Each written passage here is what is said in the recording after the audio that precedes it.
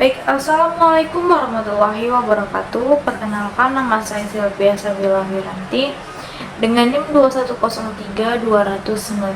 Nah, adapun tujuan saya membuat video ini yaitu untuk memenuhi tugas dari mata kuliah Kepemimpinan Agribisnis yang diampu oleh Bapak Wahyu Nasution SST MP. Baik, di sini saya akan menjelaskan tentang kepemimpinan kreatif dan inovatif dalam mengambil keputusan yang efektif. Ya. Di sini kreativitas sebagai kegiatan yang mendatangkan hasil yang sifatnya itu yang pertama baru dapat diartikan sebagai inovatif, belum ada sebelumnya, segar, menarik dan mengejutkan dan aneh.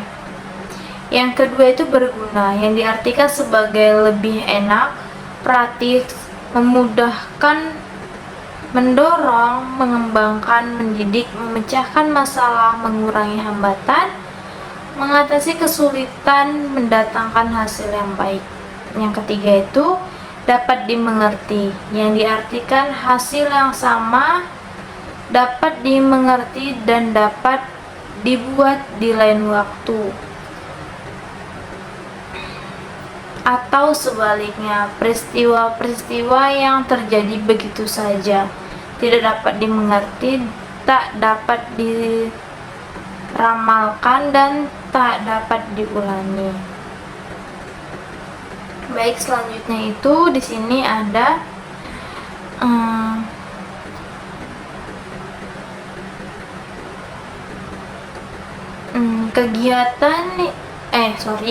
kreativitas didefinisikan sebagai kegiatan yang menghasilkan sesuatu yang baru, berguna dan dapat dimengerti.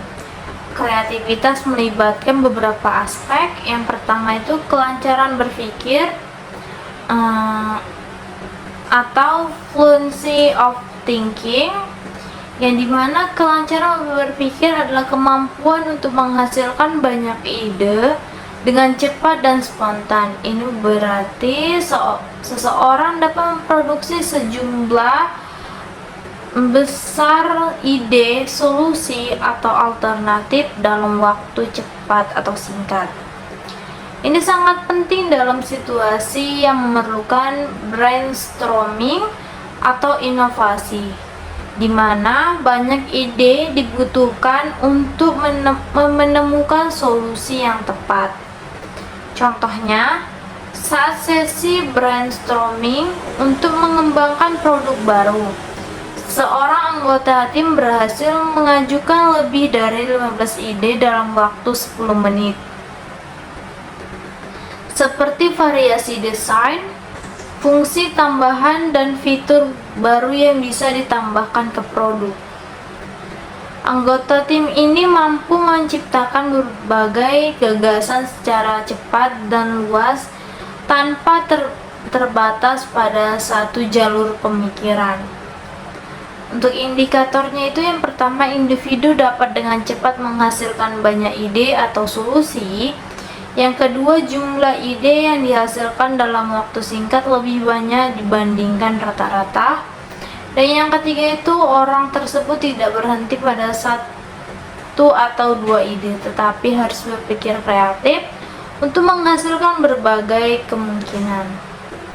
Nah, yang kedua itu ada keluasan berpikir atau flexibility, yang dimana keluasan berpikir adalah kemampuan untuk melihat masalah dari berbagai sudut pandang dan menghasilkan ide atau solusi yang bervariasi.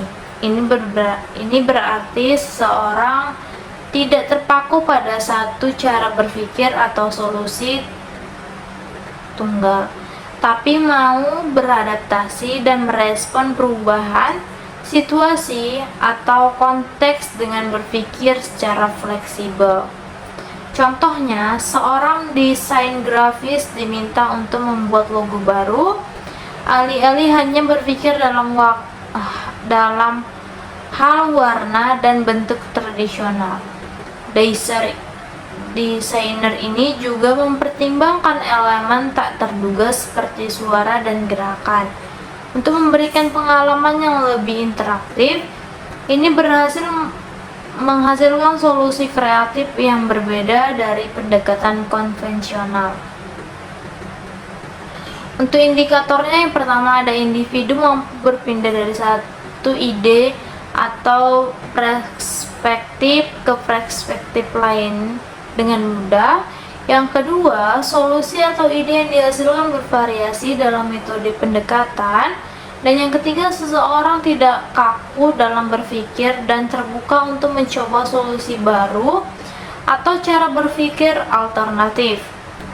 Nah, yang ketiga di sini ada keterbukaan terhadap pengalaman, yang dimana keterbukaan dalam pengalaman adalah sikap terbuka untuk menerima dan memahami informasi atau wawasan baru yang datang dari pengalaman hidup tanpa penolakan atau prasangka. Ini termasuk keinginan untuk belajar dari pengalaman positif maupun negatif, dan menggunakan pengalaman tersebut untuk berkembang. Contohnya, seorang manajer proyek yang sebelumnya gagal dalam menyelesaikan proyek tepat waktu tidak menolak evaluasi yang jujur dari tim. Sebaliknya, dia menerima umpan balik dan menggunakan sebagai pelajaran untuk mengelola proyek berikutnya dengan lebih baik. Dia terbuka terhadap pelajaran dari masa lalu dan siap untuk mencoba metode baru yang bisa memperbaiki kinerjanya. Untuk indikatornya itu, yang pertama, individu tidak menolak informasi baru yang datang dari pengalaman hidup, baik itu pengalaman pribadi maupun dari orang lain. Yang kedua, ada keinginan yang kuat untuk belajar dan berkembang dari kesalahan atau tantangan yang dihadapi. Dan yang ketiga, sikap terbuka untuk mencoba pendekatan baru berdasarkan apa yang telah dipelajari dari pengalaman.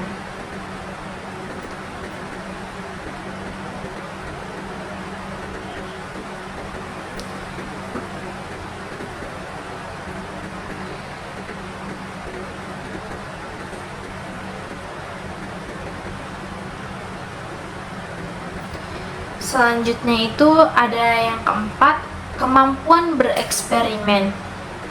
Kemampuan bereksperimen adalah dorongan untuk mencoba ide, metode, atau pendekatan baru, meskipun tidak ada jaminan keberhasilan. Ini melibatkan rasa ingin tahu yang tinggi dan keberanian untuk menghadapi ketidakpastian secara ketidaktahuan.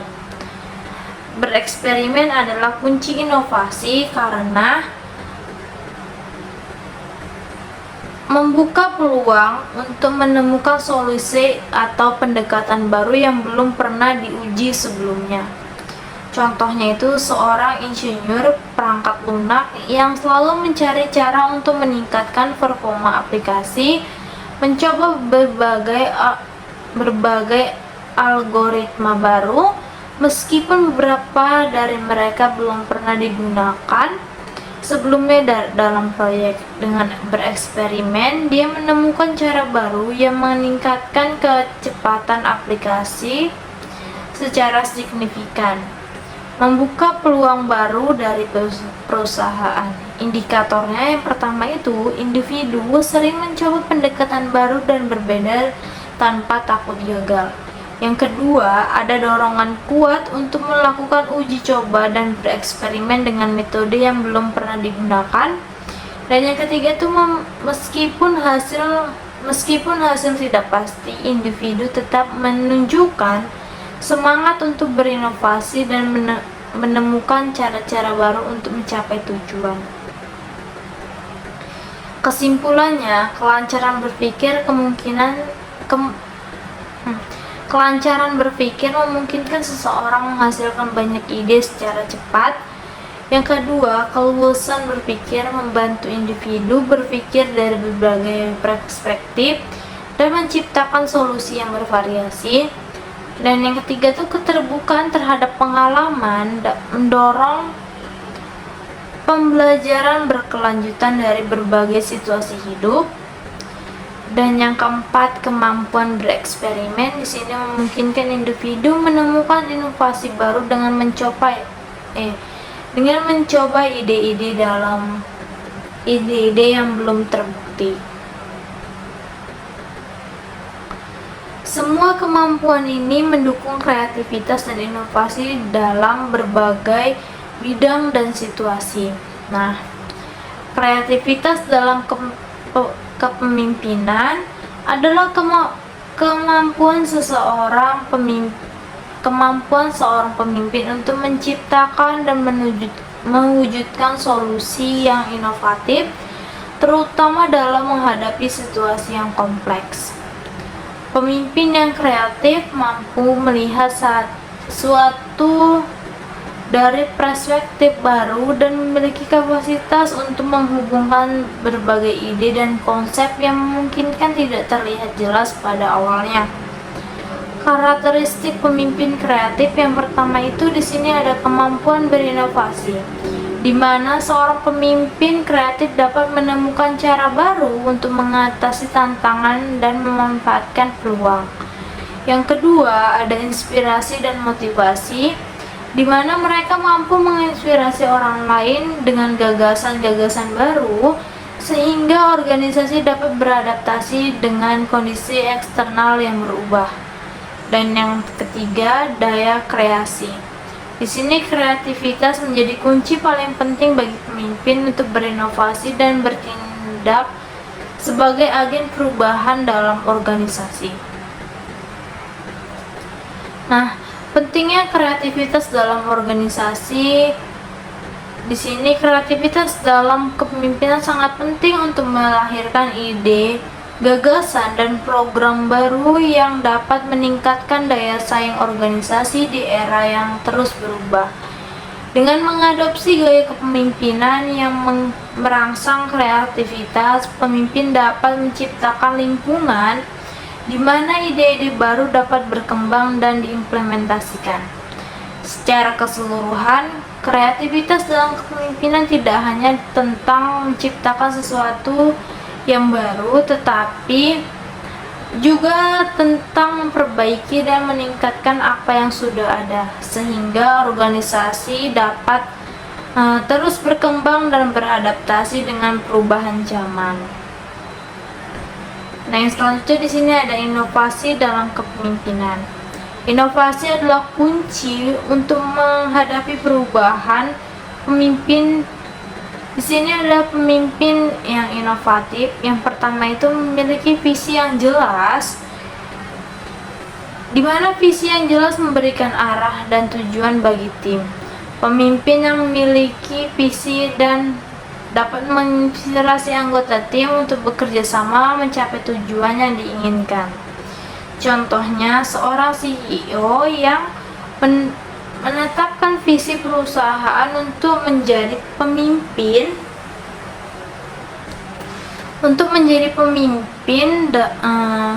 dalam teknologi yang ramah lingkungan.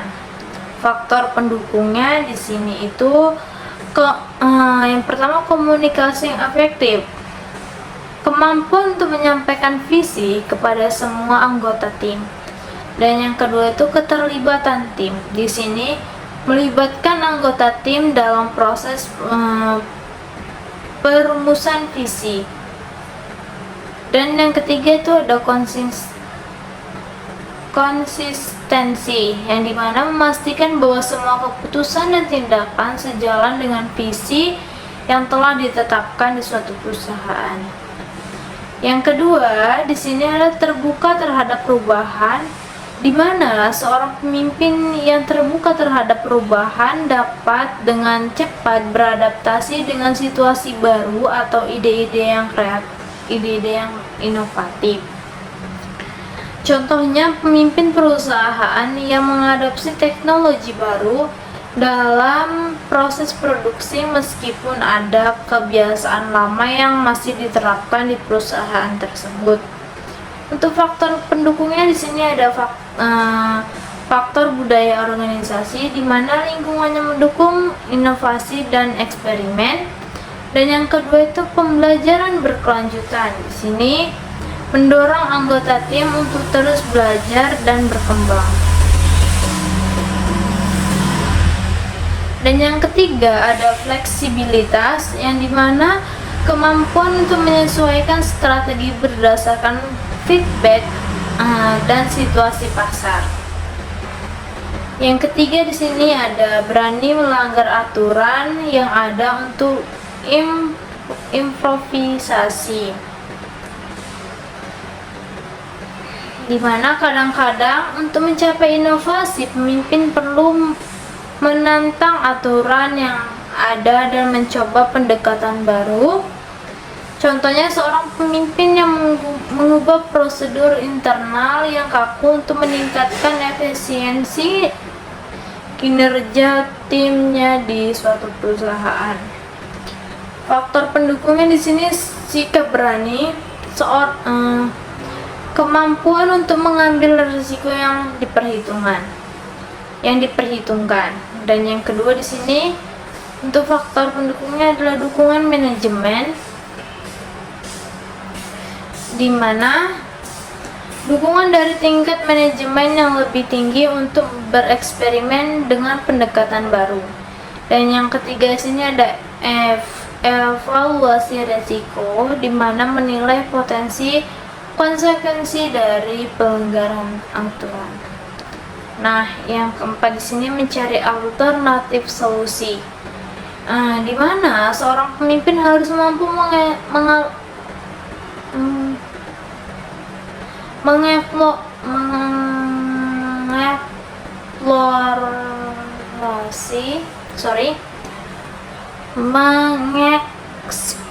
mengeksplorasi berbagai opsi sebelum membuat keputusan, memastikan solusi yang dipilih adalah yang terbaik. Contohnya, dalam menghadapi masalah penjualan yang menurun, pemimpin melakukan riset pasar untuk menemukan strategi pemasaran alternatif. Untuk faktor pendukungnya yang pertama ada analisis data, di mana menggunakan data dan analitik untuk mengidentifikasi opsi. Yang kedua itu ada kolaborasi tim, di mana menggalang masukan dari anggota tim untuk mendapatkan perspektif yang berbeda. Dan yang terakhir, yang ketiga itu ada kreativitas, yang dapat mendorong pemikiran kreatif dalam tim di suatu perusahaan. Yang kelima itu siap menghadapi kegagalan. Di sini seorang pemimpin yang baik mengerti bahwa kegagalan adalah bagian dari proses inovasi dan belajar dari pengalaman tersebut.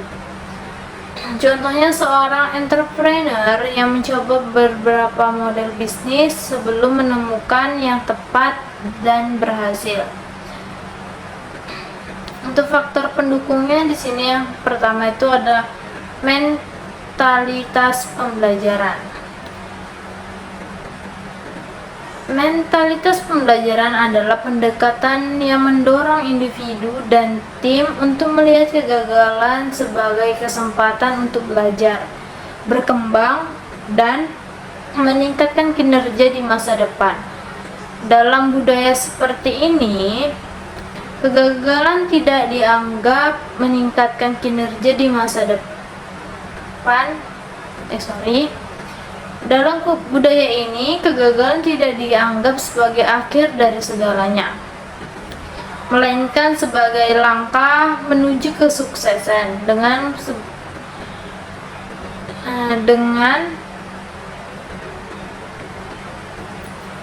mentalitas pembelajaran, anggota tim lebih terbuka untuk bereksperimen dan mengambil resiko yang terukur karena mereka tahu bahwa kegagalan adalah bagian dari proses. Contohnya di sebuah perusahaan teknologi, saat produk baru tidak memenuhi target pasar, CEO mengadakan pertemuan untuk mengevaluasi proyek tersebut dan mendorong tim dan mendorong tim untuk mempelajari apa yang salah, seperti kurangnya riset pasar atau pendekatan marketing yang salah. Alih-alih menyalahkan individu, perusahaan mendorong tim untuk belajar dari kegagalan tersebut dan menggunakan pengetahuan itu untuk proyek berikutnya. Nah, untuk indikatornya di sini anggota tim merasa bebas untuk bereksperimen dan mengambil risiko tanpa takut dihukum atas kegagalannya. Setelah kegagalan, tim atau perusahaan melakukan sesi pembelajaran dan menemukan area yang perlu diperbaiki. Dan yang ketiga tuh di sini kegagalan dilihat sebagai bagian dari proses inovasi dan ide-ide baru terus bermunculan meskipun ada resiko kegagalan. Yang kedua di sini ada dukungan emosional, di mana dukungan emosional adalah tindakan memberikan empati dan dukungan kepada anggota tim yang mungkin mengalami tekanan atau frustasi akibat kegagalan. Ini menciptakan lingkungan kerja yang aman dan nyaman secara emosional, di mana setiap individu merasa dihargai dan didukung meskipun mengalami kegagalan. Dukungan emosional juga membantu meningkatkan kepercayaan diri dan mengurangi rasa takut akan kegagalan di masa depan.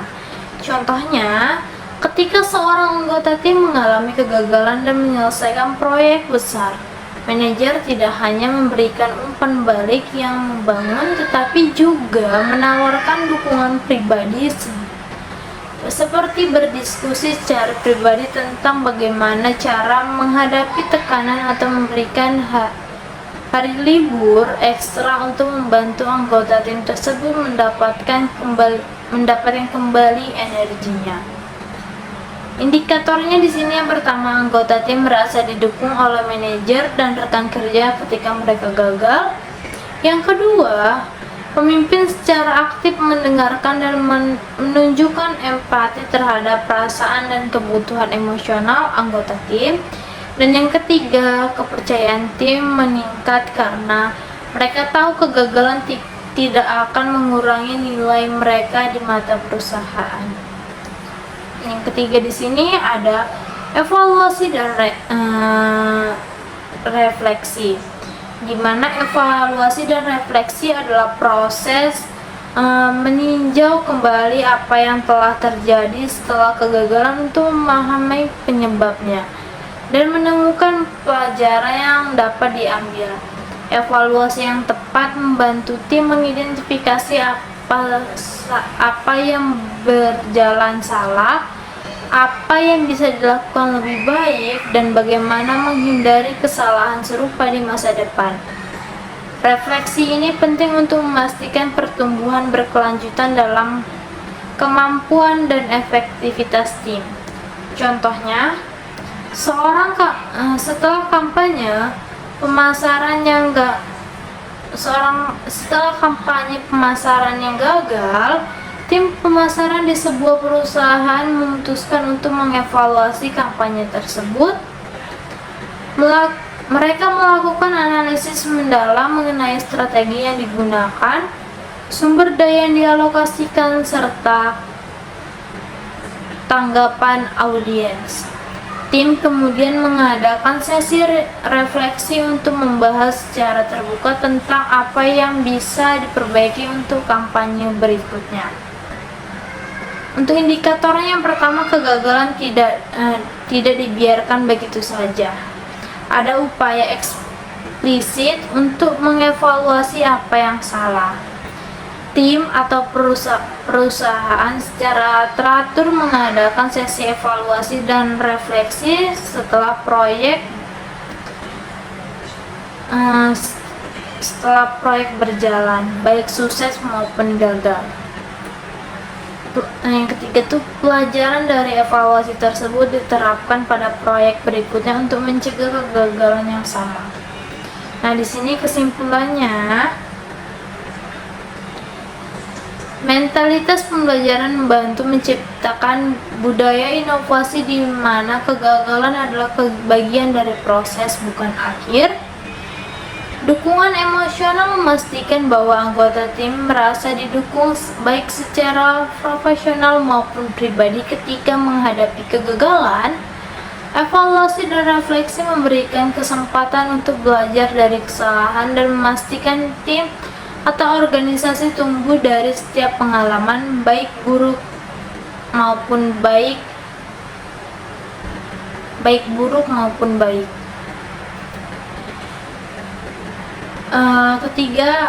Ketiga poinnya menciptakan lingkungan kerja yang sehat, mendukung, dan berfokus pada pertumbuhan serta pembelajaran berkelanjutan.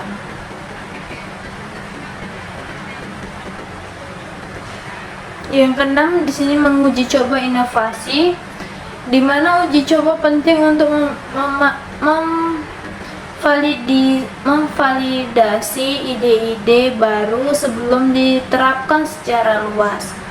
Contohnya, sebuah perusahaan teknologi yang melakukan beta testing untuk perangkat lunak baru sebelum peluncuran resmi. Untuk faktor pendukungnya di sini ada beberapa faktor pendukung. Yang pertama itu prototyping, yang dimana prototyping adalah proses pembuatan versi awal atau prototip dari suatu produk, layanan atau solusi untuk menguji ide dan fungsionalitas sebelum melakukan implementasi penuh. Ini adalah langkah-langkah dalam mengembangkan produk atau sistem karena memungkinkan tim untuk mengidentifikasi potensi masalah,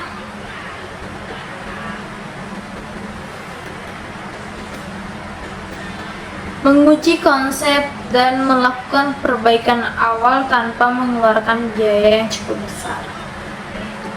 Contohnya, dalam mengembangkan aplikasi mobile, tim teknologi membuat prototipe sederhana dari aplikasi tersebut yang berisi fitur dasar. Nah, prototipe ini memungkinkan tim untuk memeriksa bagaimana antarmuka pengguna bekerja dan apakah pengguna dapat dengan mudah menavigasi aplikasi sebelum mereka mengembangkan versi penuh. Jika prototipe menunjukkan kekurangan, perbaikan dapat dilakukan lebih awal dalam proses pengembangan.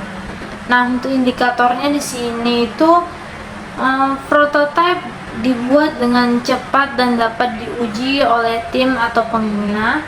Tim memperoleh wawasan dari hasil uji prototipe yang digunakan untuk memperbaiki dan menyempurnakan produk.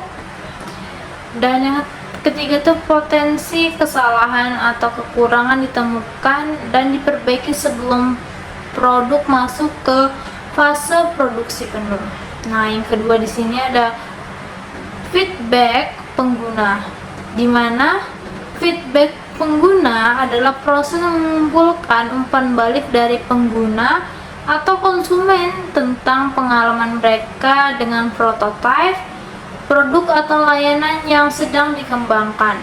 Feedback ini penting untuk memahami apa yang bekerja dengan baik dan apa yang perlu diperbaiki dan disesuaikan sebelum produk dirilis secara luas.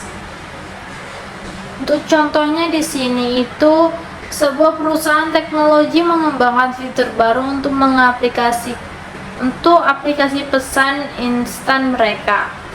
Sebelum meluncurkan fitur tersebut secara global, mereka mengirimkan versi beta kepada sekelompok pengguna untuk diuji. Pengguna memberikan umpan balik tentang pengalaman mereka menggunakan fitur ini, termasuk kekurangan, bug, atau saran untuk meningkatkan antarmuka pengguna. Berdasarkan feedback ini, perusahaan melakukan penyempurnaan sebelum peluncuran resmi. Nah, untuk indikatornya di sini pengguna memberikan tanggapan yang relevan dan bermanfaat yang digunakan untuk memperbaiki produk. Perbaikan signifikan dilakukan berdasarkan saran pengguna untuk meningkatkan fungsionalitas atau pengalaman pengguna. Produk yang dirilis lebih stabil dan sesuai dengan kebutuhan pengguna setelah menerima feedback. Nah, yang ketiga ini sumber daya. Di sini dimana sumber daya dalam konteks eksperimen dan pengembangan produk mencakup alokasi waktu, dana, dan tenaga kerja yang diperlukan untuk menjalankan percobaan atau pengujian. Menyediakan sumber daya yang cukup sangat penting agar eksperimen dapat berjalan lancar. Tim dapat bekerja tanpa terburu-buru dan hasil yang dihasilkan lebih akurat serta bisa digunakan untuk membuat keputusan yang tepat. Contohnya, seorang pengembangan teknologi wearable, sebuah perusahaan menyediakan anggaran dan waktu khusus untuk tim riset dan pengembangan atau R&D selama 6 bulan untuk bereksperimen dengan sensor baru yang dapat meningkatkan akurasi pemantauan kesehatan. Tim diberikan kebebasan untuk menguji berbagai sensor dan prototipe sebelum memilih solusi terbaik yang kemudian akan dikembangkan lebih lanjut. Ini memberikan tim cukup waktu dan dana untuk bereksperimen tanpa tekanan. Indikatornya di sini yang pertama, tim memiliki waktu yang cukup untuk melakukan pengujian dan eksperimen tanpa terburu-buru. Yang kedua, dana dan fasilitas yang diperlukan disediakan untuk memastikan eksperimen berjalan secara optimal. Dan yang ketiga, tim dapat menghasilkan solusi yang lebih inovatif dan efektif karena mendapatkan dukungan penuh dalam hal waktu dan biaya. Kesimpulannya di sini, prototyping adalah langkah yang penting dalam pengujian ide-ide awal secara praktis. Feedback pengguna membantu memastikan bahwa produk akhir benar-benar sesuai dengan kebutuhan dan harapan konsumen. Sumber daya seperti waktu, dana, dan tenaga kerja yang memadai mendukung proses inovasi dan pengembangan produk secara efektif. Ketiga elemen ini bekerja sama untuk meningkatkan kualitas produk atau layanan yang dikembangkan, meminimalkan resiko kesalahan, dan memastikan bahwa produk tersebut siap untuk diluncurkan ke pasar. Yang ketujuh di sini bersemangat dan fokus pada perubahan, di mana seorang pemimpin yang bersemangat dapat menularkan energi positif dan menjaga fokus tim pada tujuan yang ingin dicapai. Contohnya, seorang pemimpin yang selalu menekankan pentingnya inovasi dalam setiap pertemuan tim dapat merayakan setiap pencapaian kecil. Itu faktor pendukungnya di sini, kepemimpinan yang inspiratif. Kepemimpinan yang inspiratif adalah kemampuan seorang pemimpin untuk memotivasi, memandu, dan memberdayakan anggota tim untuk mencapai tujuan bersama. Pemimpin yang inspiratif biasanya memiliki visi yang jelas dan mampu menyampaikan dengan cara yang menggugah semangat serta mendorong orang lain untuk berkontribusi secara maksimal. Mereka juga cenderung mendorong kreativitas untuk memberikan kebebasan bagi tim untuk mengambil inisiatif. Contohnya, seorang pemimpin perusahaan startup yang memiliki visi untuk membawa perubahan positif di industri teknologi ramah lingkungan dapat menginspirasi karyawannya dengan berbagai cerita pribadi tentang mengapa visi tersebut penting bagi mereka dan bagaimana setiap anggota tim memiliki peran krusial dalam mewujudkan visi itu. Untuk indikatornya itu yang pertama, anggota tim termotivasi untuk memberikan kontribusi maksimal dan proaktif dalam mencapai tujuan tim. Yang kedua, pemimpin selalu menyampaikan visi dan tujuan secara jelas, memberikan inspirasi dalam setiap interaksi dengan tim. Dan yang ketiga itu di sini adanya peningkatan kreativitas dan inovasi di dalam tim karena anggota tim merasa didorong dan dihargai. Yang kedua itu ada komunikasi positif, di mana komunikasi positif adalah gaya berkomunikasi yang fokus pada penyampaian pesan dengan cara yang optimis, jelas, dan membangun. Pemimpin yang menggunakan komunikasi positif mampu menjaga suasana kerja yang sehat dan produktif dengan memberikan feedback dan yang membangun, menghindari konflik destruktif, serta memotivasi tim untuk tetap semangat meskipun menghadapi tantangan. Contohnya, ketika tim mengalami kegagalan dan mencapai target penjualan, seorang pemimpin dengan komunikasi positif mungkin mengatakan, meskipun kita belum mencapai target bulan ini, kita sudah membuat kemajuan besar. Mari kita pelajari apa yang bisa kita tingkatkan untuk bulan depan dan saya yakin kita bisa lebih baik. Nah, untuk indikatornya yang pertama,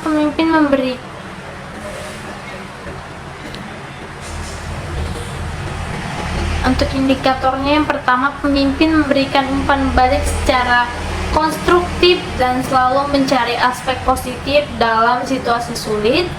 Yang kedua, komunikasi pemimpin mendorong rasa percaya diri anggota tim dan mencegah munculnya suasana pesimis. Dan yang ketiga itu anggota tim merasa didengar, dihargai, dan termotivasi setelah bicara dengan pemimpin.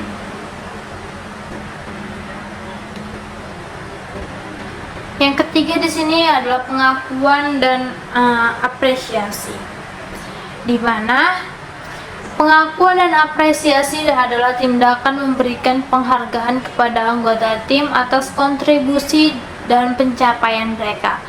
Pemimpin yang efektif memahami pentingnya mengakui kerja keras dan pencapaian individu maupun tim, karena ini dapat meningkatkan motivasi, loyalitas, dan produktivitas. Pengakuan ini bisa berupa ucapan terima kasih, pemberian penghargaan formal, atau penghargaan publik. Contohnya, seorang pemimpin memberikan penghargaan bulanan kepada karyawan yang paling banyak memberikan kontribusi dalam proyek, atau memberikan pujian di depan seluruh tim ketika seorang berhasil menyelesaikan tugas penting dengan baik. Nah, untuk indikatornya di sini yang pertama itu pemimpin secara teratur memberikan pujian kepada anggota tim yang telah berprestasi atau memberikan kontribusi positif. Yang kedua, karyawan merasa dihargai atas usaha mereka dan menunjukkan peningkatan motivasi serta semangat kerja. Dan yang ketiga di sini peningkatan loyalitas dan komitmen anggota tim karena mereka merasa pengorbanan mereka diakui dan dihargai. Kesimpulannya, kepemimpinan yang inspiratif, komunikasi positif, dan pengakuan serta apresiasi adalah elemen penting dalam menciptakan lingkungan kerja yang produktif dan sehat. Pemimpin yang mampu menginspirasi, berkomunikasi dengan optimis, serta memberikan apresiasi kepada anggota tim akan membangun tim yang lebih solid, termotivasi, dan berorientasi pada pencapaian hasil yang terbaik. Nah, ketujuh poin ini saling berkaitan dan membentuk kerangka kerja untuk kepemimpinan kreatif dan inovatif. Dengan memahami dan menerapkan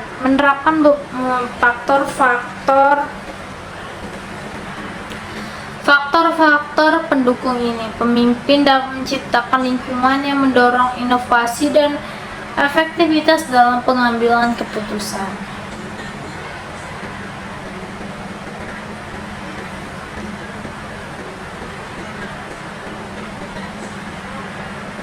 Nah, selanjutnya di sini itu ada eh,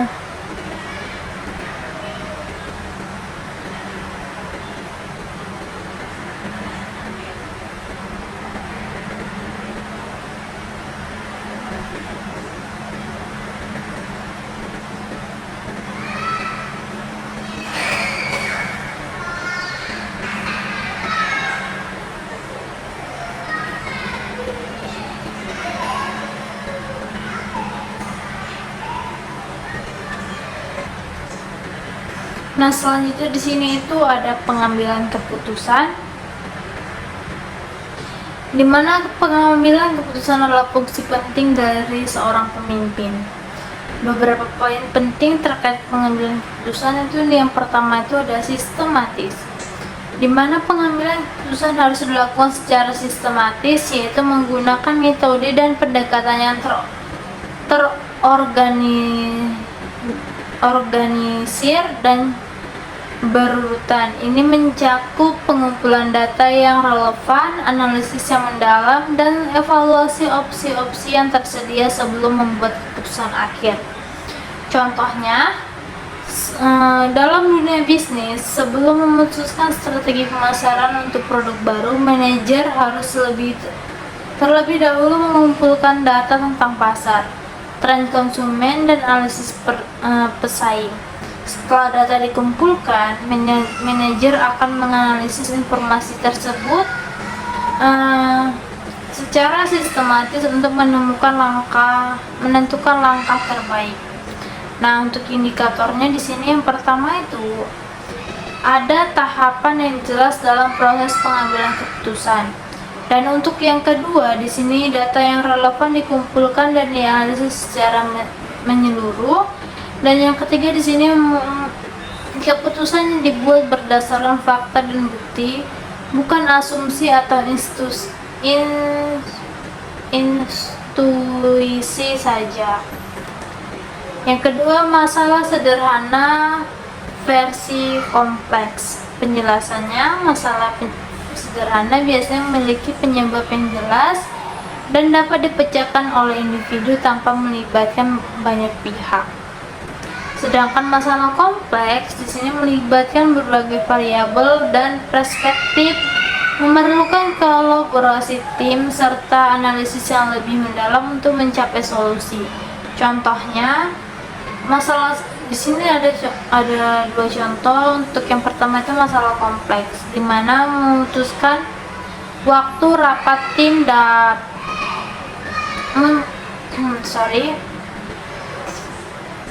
Di sini masalah sederhana, contohnya memutuskan waktu rapat tim dapat dilakukan oleh seorang manajer dengan mempertimbangkan jadwal karyawannya. Dan untuk yang masalah kompleks ya, di sini mengubah strategi perusahaan untuk menghadapi perubahan pasar global. Ini memerlukan tim yang terdiri dari berbagai departemen seperti pemasaran, keuangan, dan operasi untuk mengidentifikasi dampak dari perusahaan tersebut. Untuk indikatornya yang pertama itu masalah sederhana memiliki solusi yang dapat diimplementasikan langsung oleh satu orang. Untuk yang kedua, masalah kompleks membutuhkan diskusi, brainstorming, dan masukan dari berbagai pihak untuk menyelesaikannya. Dan untuk yang ketiga itu masalah kompleks seringkali melibatkan banyak aspek yang sering terkait sehingga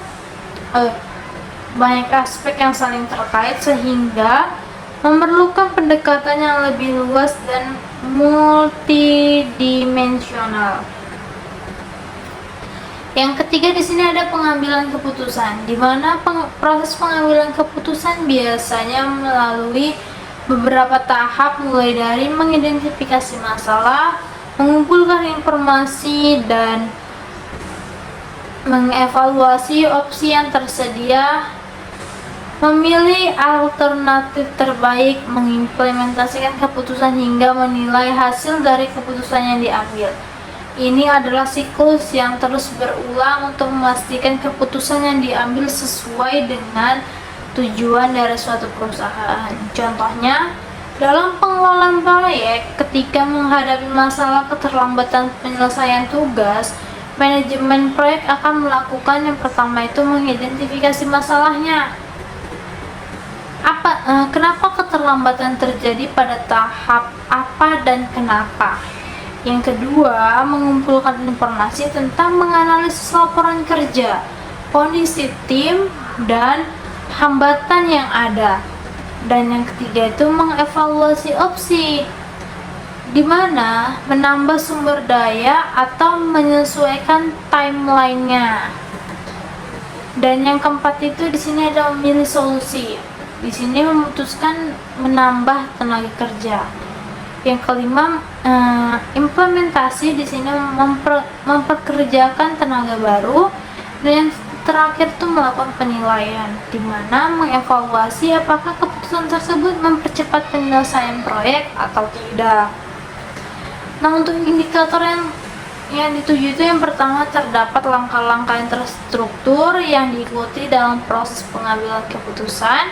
Yang kedua, setiap keputusan didasarkan pada analisis dan pertimbangan yang matang. Dan yang ketiga atau yang terakhir di sini, keberhasilan atau kegagalan keputusan dinilai dari proses diperbaiki bila diperlukan. Nah, dengan mengikuti pendekatan ini, keputusan dapat dibuat secara lebih efektif dan efisien baik dalam konteks individu maupun tim. Dasar pendekatan pengambilan keputusan di sini yang pertama ada intuisi. Intuisi adalah kemampuan untuk membuat keputusan berdasarkan perasaan dan insting tanpa analisis yang mendalam. Ini seringkali bersifat subjektif dan didasarkan pada pengalaman tidak terulang. Contohnya, seorang pemimpin yang merasa bahwa suatu proyek akan berhasil meskipun data pendukungnya kurang karena pengalaman sebelumnya dengan proyek yang serupa. Indikatornya di sini ada ketiga. Yang pertama itu kepercayaan diri dalam pengambilan keputusan tanpa bukti yang kuat. Dan yang kedua di sini keputusan yang diambil dengan cepat berdasarkan perasaan atau naluri. Dan yang ketiga itu sering menggunakan perasaan seperti saya merasa bahwa atau insting saya mengatakan. Untuk yang kedua di sini ada pengalaman, di mana pengalaman mengacu pada pengetahuan dan keterampilan yang diperoleh dari situasi-situasi sebelumnya. Keputusan yang diambil berdasarkan pengalaman masa lalu seringkali lebih terinformasi dan relevan. Contohnya, seorang manajer yang pernah menghadapi krisis keuangan sebelum dapat mengambil langkah-langkah preventif berdasarkan cara mereka menangani masalah tersebut sebelumnya. Untuk indikatornya di sini ada referensi dan situasi atau keputusan sebelumnya yang dapat dalam diskusi. Yang kedua, kemampuan untuk menjelaskan bagaimana pengalaman masa lalu mempengaruhi keputusan saat ini. Dan yang ketiga itu tindakan yang diambil yang mencerminkan pembelajaran dari kesalahan sebelumnya. Yang ketiga di sini ada fakta, di mana pengambilan keputusan berdasarkan fakta melibatkan penggunaan data dan informasi yang akurat dan objektif. Ini merupakan pendekatan yang sangat rasional. Contohnya, sebuah perusahaan yang menganalisis data penjualan dan memutuskan untuk meluncurkan produk baru karena ada tren peningkatan permintaan yang jelas dalam data. Indikatornya di sini ada penggunaan statistik, grafik, dan data analisis dalam mempresentasikan keputusan. Yang kedua, ada keputusan yang dapat dipertanggungjawabkan dengan bukti yang jelas dan objektif. Dan yang terakhir itu ketergantungan pada laporan, riset, survei untuk informasi yang mendasari keputusan. Dan yang terakhir itu di sini ada wewenang, di di mana keputusan yang diambil berdasarkan wewenang seringkali bergantung pada struktur hierarki dalam organisasi. Ini berarti keputusan diambil oleh individu yang memiliki posisi atau otoritas tertentu. Contohnya, seorang direktur yang memutuskan untuk mengalihkan anggaran proyek tanpa berkonsultasi dengan manajer proyek karena memiliki otoritas untuk melakukannya. Yang kelima di sini ada logika atau rasionalitas, di mana pendekatan logis dan rasional dalam pengambilan keputusan melibatkan analisis yang sistematis, menggunakan bukti dan pemikiran kritis untuk mengevaluasi pilihan. Contohnya, tim manajemen yang menggunakan metode keputusan untuk menilai berbagai opsi dalam mengembangkan produk baru dan memilih yang memiliki potensi laba tertinggi berdasarkan analisis biaya manfaat.